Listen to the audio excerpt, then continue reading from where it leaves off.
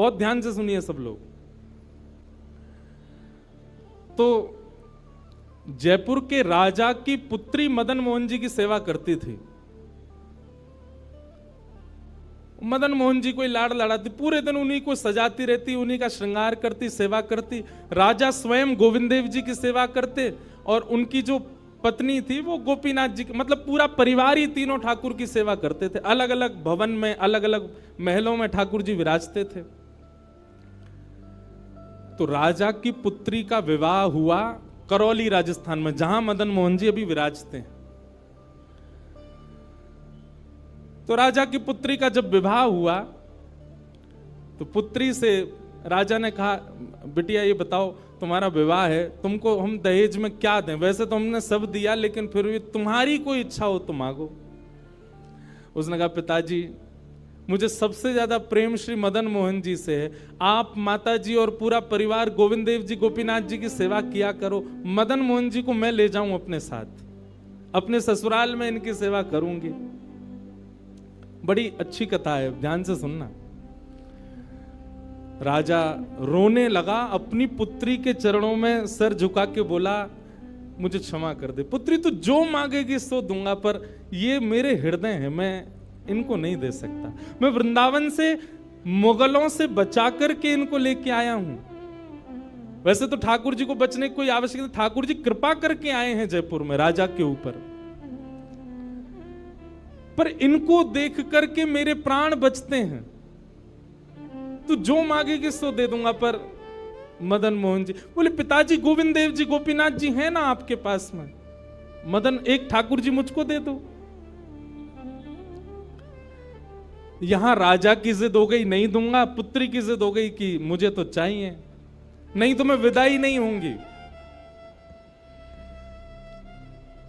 राजा की पत्नी ने भी कहा, अब इतनी कह रही है तो आप दे दीजिए ना, हमारे पास 2 ठाकुर हैं, इनकी सेवा हम करेंगे विस्तार से। और वैसे भी मदन मोहन जी की पूरी सेवा बचपन से उसने ही की है। तो राजा ने एक प्रस्ताव रखा। बोले, अच्छा पुत्री एक काम करते हैं। बोले, क्या? मैं तेरी आंख पे पट्टी बांधूंगा और आंख पे पट्टी बांध करके मदन मोहन जी जैसे 7 स्वरूप तेरे सामने खड़ा करूंगा, जिनमें से 6 स्वरूप जो होंगे वो मैं बनवाऊंगा और 1 स्वरूप वास्तविक मदन मोहन जी होंगे। आंख पे पट्टी बांध करके तुझे स्पर्श करके अगर तूने असली मदन मोहन जी को पहचान लिया तो मैं ये मान जाऊंगा कि तू नहीं, ठाकुर जी तेरे संग जाना चाहते हैं। ठाकुर जी की इच्छा पता चल जाएगी। तो राजकुमारी बोली, ठीक है, आप ये प्रयोजन कीजिए।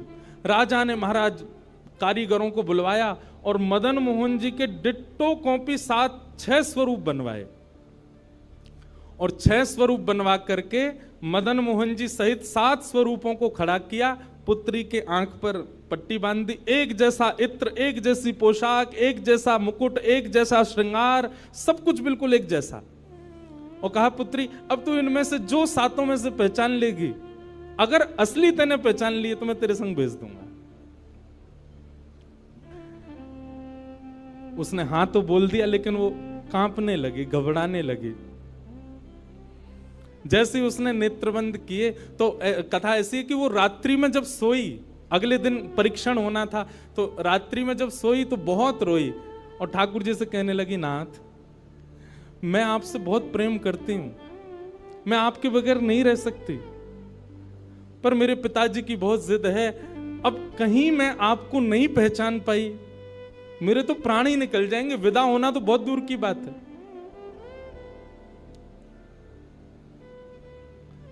रुदन करते करते करते करते, बंधुओं एक मेरी बात बहुत ध्यान से सुनिएगा, कभी ठाकुर जी के विरह में यदि आपके अश्रु नहीं आए हैं ना, तो अभी आप भक्ति के भाव से बहुत दूर हो।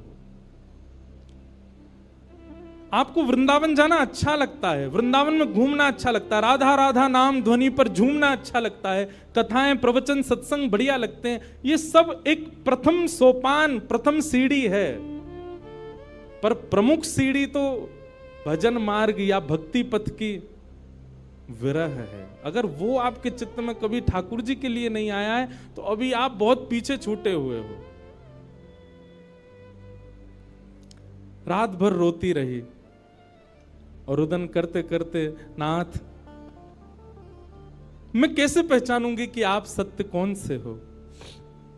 मदन मोहन जी उसके स्वप्न में आ गए और स्वप्न में आकर के बोले, तू चिंता मत करे, तेरो ही मन ना है मो ले जावे को, मेरो भी मन है रो तेरे संग जावे को।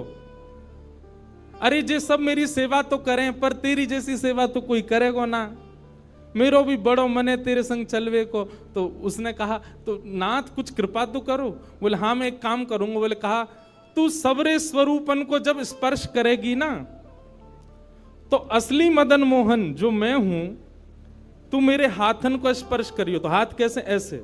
ठाकुर जी त्रिभंग लली ठाकुर जी हैं, तो ठाकुर जी बोले तू मेरे हाथन को स्पर्श करियो, तो जितने मेरे अन्य स्वरूप हैं 6 वो तो ऐसे ही रहेंगे, लेकिन जैसे ही तू वास्तविक मेरे सामने आवेगी, सो मैं अपनी इकन्नी उंगली उठा दूंगा, अपनी कोने वाली उंगली उठा दूंगा।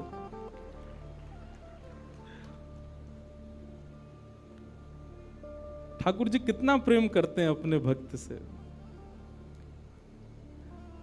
ठाकुर जी बोले मैं अपनी इकन्नी उंगली उठा दूंगा और तू स्पर्श करती करती मेरी जैसे इकन्नी उंगली उठे, वाकू पकड़ लियो और तुरंत पिताजी से कह दियो, जय रे मदन मोहन जी, मैं चल दूंगा तेरे संग। अब तो दूसरे दिन वो पिताजी के पास गए, पिताजी जल्दी करिए, कब चलना है, कब? बोले तुझे तो इतना विश्वास है जैसे तू वास्तविक में मदन मोहन जी को ले ही जाएगी, लेकिन बिटिया तू भी याद रखियो, मैंने ऐसे स्वरूप बनवाए हैं कि कोई बता ही नहीं सकता कि असली मदन मोहन कौन से। बोले पिताजी आप सन्मुख पधराओ। तो महाराज भीड़ लग गई देखने वालों की, पूरा राजभवन इकट्ठा हो गया जयपुर का। 7 स्वरूप विराजमान हुए। पुत्री के आंख पर अभी विवाह हुआ, उसका विदाई नहीं हुई है, आंख पर पट्टी बांध करके और कहा जाओ, अगर मदन मोहन जी की इच्छा होगी तो तू ढूंढ ले। अब मदन मोहन जी तो पहले ही बता चुके हैं, ऐसे मिलूंगा। जैसे मानो टीचर पहले ही एग्जाम पेपर लीक कर दे, ये क्वेश्चन आने वाले, तैयार कर आना। उसने जाग करके जैसे स्वरूप स्पर्श करने प्रारंभ किए, पहला बोले ये नहीं है, दूसरा स्पर्श किया, ये भी नहीं है। ठाकुर जी खड़े थे 5वीं पंक्ति में, 5वें वाले थे। तीसरे स्पर्श किए, बोले ये भी नहीं है। चौथे किए, बोले ये भी नहीं है। जैसे ही 5वें का स्पर्श किया और मुखमंडल का स्पर्श किया, गले का स्पर्श किया, वक्ष का स्पर्श कर, जैसे ही ठाकुर जी की भुजा पकड़ी, सो ठाकुर जी ने अपनी इकन्नी उंगली हिला दी। और जैसे ही इकन्नी उंगली हिलाई, उसने तो, पिताजी यही है मदन मोहन जी। आहा, राजा के तो नेत्रों से आंसू गिर गए, चरणों में गिर गए, उठ करके अपनी बिटिया को गले से लगा लिया, कान में बोले बोले मैंने इकन्नी उंगली हिलते हुए देख ली। मुझे ये बात पता चल गई है कि भैया तेरी जिद नहीं है इनको ले जाने की, इनकी भी जिद है तेरे संग जाने की। और महाराज गाजे बाजे रथ में आरूढ़ करके श्री मदन मोहन लाल जी करौली राजस्थान को प्रस्थान किए। बोलो मदन मोहन लाल की। बिहरत निस दिन कुंज गलन में, ब्रज जन मन सुख धाम। मदन मोहन को रूप निरख के, मदन मोहन को रूप निरख, सनातन बल बल जाए। वृंदावन प्यारो वृंदावन, श्री वृंदावन मेरो। ये भैया ऐसे ही भजन नहीं बना है, ये ऐसे ही आपके झूमने के लिए कीर्तन नहीं, ये पूरा वृंदावन समाविष्ट करवा दिया हमारे गिरधरलाल जी ने एक ही पद में। पूरा वृंदावन विराज रहा है। ठाकुर जी जड़ नहीं है। दूसरा स्वरूप क्या है ठाकुर जी का? चैतन्य। कौन है ठाकुर जी? चैतन्य। कई लोग पूछते हैं महाराज जी सेवा का कोई प्रकल्प बताओ, सेवा का कोई भाव बताओ, सेवा कैसे करनी चाहिए, सेवा में क्या होना चाहिए क्या नहीं होना चाहिए। हमारी एक बात सब लोग सुन लीजिए, यहां लगभग सब सेवा वाले ही बैठे हैं। आप ठाकुर जी के प्रति चैतन्य भाव अपने हृदय में प्रगाढ़ कर लो। चैतन्य भाव प्रगाढ़ मतलब ये कोई पाषाण नहीं है, ये कोई प्रतिमा नहीं है, ये कोई धातु नहीं है। साक्षात वृंदावन चंद मेरे घर पे विराज रहे हैं। ये विश्वास आप अपने चित्त में प्रगाढ़ कर लीजिए। बस आपके जिस दिन ये विश्वास प्रगाढ़ हो गया, अपने आप आपको सेवा सीखनी, किसी से पूछनी नहीं, अपने आप करने लग जाओगे। अरे मां को नहीं बताना पड़ता पुत्र की सेवा कैसे होती है, पत्नी को नहीं सिखाना पड़ता पति को कैसे पूछना है। सारे संबंध हम अपने आप सीख लेते हैं। तो ठाकुर जी से जो हमारा प्रेम भाव है, उसके लिए हमको पूछना क्यों पड़ता है कि कैसे करें, भोग कैसे लगाएं, सुलाएं कैसे, ये कैसे करें। शास्त्रीय बात पीछे है, पहले आप प्रेम भाव में तो आओ। ठाकुर जी अपने आप सिखा देंगे अपनी सेवा कैसे करनी।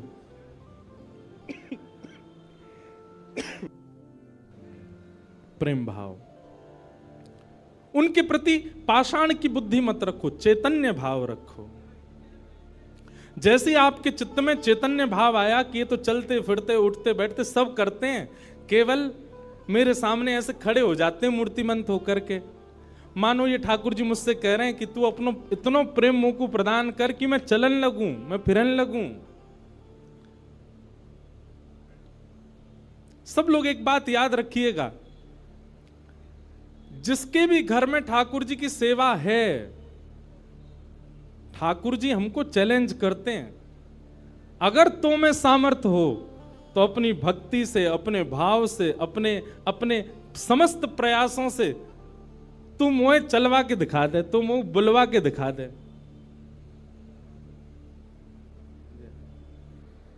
बोलो गंगा मैया की जय।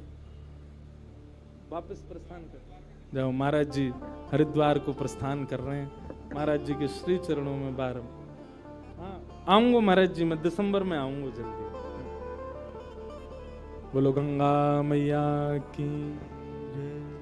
मैं क्या कह रहा था, ठाकुर जी हम आप सबको एक चैलेंज देके रखें कि तो में यदि सामर्थ्य हो, मुझे बुलवा के दिखाए दे, मुझे चलवा के दिखाए दे, मुझसे कोई लीला करवा के दिखा दे। मैं तो ऐसे ही बैठा रहूंगा लड्डू गोपाल बने, तेरे प्रेम में सामर्थ्य हो तो तू करवाए ले। जिस दिन ठाकुर जी हमारे घर आ जाते हैं, उसी दिन से हमारी एक चैलेंज हमारे ऊपर आ जाता है। हम में सामर्थ्य हो, ठाकुर जी बोल के दिखा दें, ठाकुर जी कुछ करके दिखाएं। लेकिन हमको भी संतुष्टि है, ऐसे हैं तो ऐसे ही बैठे रहें, हमको लगता है ऐसे ही रहें, इससे ज्यादा कुछ करें नहीं। इसलिए ठाकुर जी को भी लगता है जब इसके चित्त में ही भाव नहीं है तो मैं और लीला क्यों ही करूं। चैतन्य भाव चित्त में लाओ। जैसे एक बालक जन्म लेता है तो मां और पिता प्रतीक्षा करते हैं, अब ये कब बोलेगा, मां कब बोलेगा, पापा कब बोलेगा, ये चलना कब सीखेगा, ये स्कूल कैसे जाएगा, ये बड़ा होकर के जॉब करेगा, बिजनेस आदि आदि सब भाव। ऐसे एक सेवक साधक के चित्त में भी अपने ठाकुर जी के प्रति भावना होनी चाहिए, ये बोलेंगे कब। हम एक बधाई गाते हैं ना नंदोत्सव में, उस बधाई में एक पंक्ति गाते हैं, धन्य घड़ी जब होए यशोदा मैया कह के बोले, नूपुर बांध दो चरणन में घुट मन डोले, नूपुर बांध दो चरणन में घुट मन डोले, पकड़े बाबा की उंगरिया तेरो ललना जुग जुग जीवेरी यशोदा मैया तेरो ललना। स्वामी जी हरिदास जी जब सेवा करते थे ना, तो ठाकुर जी बिहारी जी ऐसे ही नहीं रहते थे जैसे हमको दिख रहे हैं। स्वामी जी जैसे ही कपाट करते थे, सोई बिहारी जी बैठ जाते थे, बंसी वंसी सब नीचे करके हाथ सीधे कर लेते। मैं तो हार गयो पूरे दिन खड़े खड़े। स्वामी जी तुम बार बार पर्दा करते रहे करो, इसीलिए बिहारी जी में बार बार पर्दा आता। क्यों? ठाकुर जी उतनी देर बैठ लेते हैं, क्यों? खड़े खड़े थक गए। बहुत भाव है पर्दा के, पर एक भाव यह भी है। तो स्वामी जी को अनुभव होता है, तो इसका मतलब क्या है? ठाकुर जी लीला करते हैं, पर अब क्यों नहीं कर रहे? हमारे भीतर स्वामी जी जैसा भाव नहीं है। श्री हरिराम व्यास जी के विराज रहे हैं ठाकुर जी बाबा के ठीक पीछे जुगल किशोर जी। मुंह को तो रूप देख के ही पता चल जाए कौन से ठाकुर जी हैं। जुगल किशोर जी, इनके चरित्र में आता है कि एक बार कोई साधक वंशी दे गया, और वंशी देख करके बोला हरिराम व्यास जी जुगल किशोर जी को वंशी पधरा देना, नई सोने की वंशी है। तो आपने श्रृंगार करके जैसे ही वंशी ठाकुर जी के हाथ ऐसे ही रहते हैं, तो वंशी पोली उसमें जैसे ही प्रवेश कराई, ठाकुर जी के हाथ का जो छिद्र है वो छोटा पड़ गया, वंशी बड़ी, लेकिन ज्यादा बड़ी नहीं, नेक बड़ी, नेक। तो व्यास जी ने थोड़ा श्रम किया, थोड़ा जोर लगाया कि वंशी कैसे वो भीतर जाए। तो जैसे ही जोर लगाया ठाकुर जी का हाथ छिल गया और वहां से रक्त निकलने लगा श्री जुगल किशोर जी के। हरिराम व्यास जी ने जैसे ही रक्त देखा मूर्छित होकर गिर पड़े वहीं पर, और जब होश में आए तो अपने पुत्र को सेवा दे दी और कहा मैंने ठाकुर जी को श्रमित कराया है, अब मैं अपने आप को दंड दूंगा। तो क्या दंड दिया? सूर्य उदय से सूर्यास्त तक वृंदावन की परिक्रमा ही लगाते रहते थे, ये दंड दिया उन्होंने खुद को। पहला दिन था दंड का। एक बात सुनिएगा, इन आचार्यों के चरित्र से ना कुछ कुछ सीखा कीजिए। आपकी सेवा में आपसे कोई अपराध बनता है, आपसे कोई गलती हो जाती है, आपसे कोई दोष बन जाता है, तो उसके लिए आप जाकर के पूछते हैं हमसे अपराध हो गया, हम क्या करें? पूछिए मत, स्वयं को अपने आप ही दंड उत्सव मना लीजिए। और दंड उत्सव क्या है? तुरंत वृंदावन जाओ, एक परिक्रमा लगाओ, किसी वैष्णव को प्रसाद पवाओ, ब्रजवासी को कुछ दे करके उनको प्रसन्न करके आओ। यही दंड है वैष्णव अपराध का, भगवत अपराध का। तो श्री हरिराम व्यास जी वृंदावन में भ्रमण करते रहे, परिक्रमा लगाते रहे। परिक्रमा करके रात्रि में जैसे ही लौट करके आए, बहुत सावधानी से सुनो, तो शयन का दर्शन करने जब गए तो शयन के दर्शन में आपने क्या देखा कि जुगल किशोर जी ने स्वर्ण की वंशी धारण कर रखी, वही वंशी जो सुबह वो पधराना चाह रहे थे। उन्होंने अपने पुत्र को बुलाया, पुत्र को बुला के बोले ये वंशी सुबह ठाकुर जी के हाथ में नहीं आ रही थी, अभी कैसे धारण हो गई? बोले पता नहीं पिताजी, आप तो चले गए थे, मैंने वंशी उठा करके धारण कराई, ठाकुर जी ने धारण कर ली। हरिराम व्यास जी ने जैसे ही वंशी निकाल करके देखी तो क्या पाया? ठाकुर जी ने अपना हाथ ही बड़ा कर लिया वंशी धारण करने के लिए, उनके लिए। अब ताली से काम नहीं चले, हमारे ठाकुर जी करते हैं ऐसे? क्यों नहीं करते? और हम संतुष्ट क्यों हो जाते हैं? जैसी सेवा है उससे हमको प्रसन्नता क्यों हो जाती है? नहीं। ये इस बात का प्रमाण है कि कहीं ना कहीं हमारी भक्ति में, हमारे भाव में, हमारे प्रेम में अभी वो स्तर नहीं आया कि ठाकुर जी उसको स्वीकार कर लें। इसलिए भैया सबसे पहली बात भक्ति में, सेवा में सबसे पहला प्रकार, ठाकुर जी को आप चैतन्य मानो। वो जड़ नहीं है, वो पीतल के नहीं है, वो अष्टधातु के नहीं है, वो मार्बल के नहीं है, वो साक्षात ठाकुर जी हैं, वो साक्षात चैतन्य है। उनके प्रति चैतन्य बुद्धि आपने धारण कर ली, अपने आप ठाकुर जी अपने आप लीलाएं कराना प्रारंभ कर देंगे। मुझको राधा रमण कर दो वैसा, मुझको राधा, नित्य की प्रार्थना होनी चाहिए ठाकुर जी से। रटू में तेरा नाम यूं आठों याम, रटू में तेरा यूं आठों याम,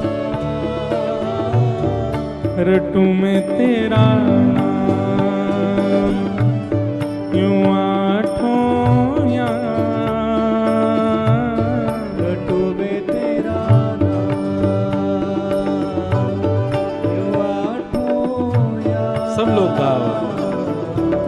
मुझको राधारमण कर दो ऐसा मगन, मुझको कर दो ऐसा। हो करुणा निधान मुझ पे कृपा कर रीजिए, करुणा निधान मुझ पे कृपा कर रीजिए, करुणा निधान मुझ पे कृपा कर रीजिए, करुणा निधान मुझ पे कृपा कर रीजिए। ब्रज में बसा के मोहे सेवा सुख दीजिए, ब्रज में बसा के मोहे सेवा सुख दीजिए। ओ ब्रज में बसा के मोहे सेवा सुख दीजिए, ब्रज में बसा के मोहे सेवा सुख दीजिए। और प्रेम से भर दो मन, गाऊं तेरे भजन, प्रेम से भर दो मन, गाऊं तेरे भजन। ओ रटूं मैं तेरा नाम यूं आठों याम, रटूं मैं तेरा नाम यूं आठों याम, मुझको राधारमण कर दो ऐसा मगन, मुझको राधारमण कर दो ऐसा। श्री राधारमण लाल की। करताल बजा के गाओ।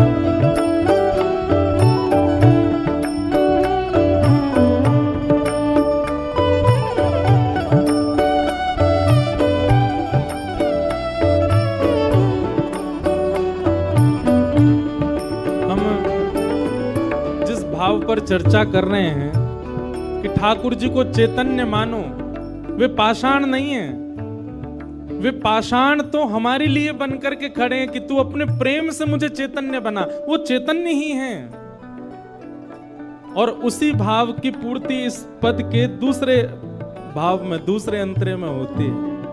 भाव से गाओ सब लोग। भाव भरे भूषणों से आपको सजाऊं मैं, भाव भरे भूषणों से आपको सजाऊं मैं, भाव भरे भूषणों से आपको सजाऊं मैं, भाव भरे भूषणों से आपको सजाऊं मैं। और नित नव भोज निज हाथों से पवाऊं मैं, नित नव भोज निज हाथों से पवाऊं मैं। ओ नित नव भोज निज हाथों से पवाऊं मैं, इतना बोझ दीजिए हाथों से पवाऊं। भैया हम सबके लाल जी पूरे दिना खड़े रहे और कोई के लड्डू गोपाल हैं तो पूरे दिना बैठे रहे, उनके पामन में दर्द ना हो तो ऐसी भावना हमारे चित्त में नहीं आती कभी।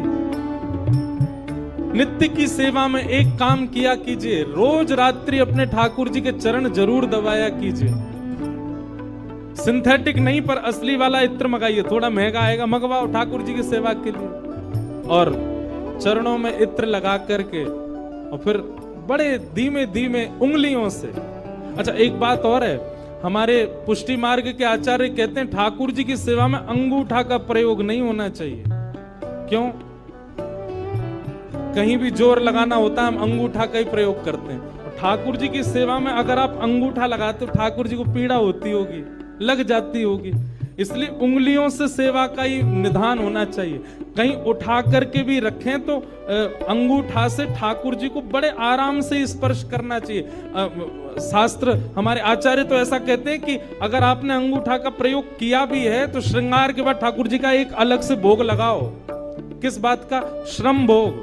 ठाकुर जी आपको दर्द हो गया होगा, हमने अंगूठा से दबाया आपको, इसलिए मंदिरों में श्रम भोग आता है।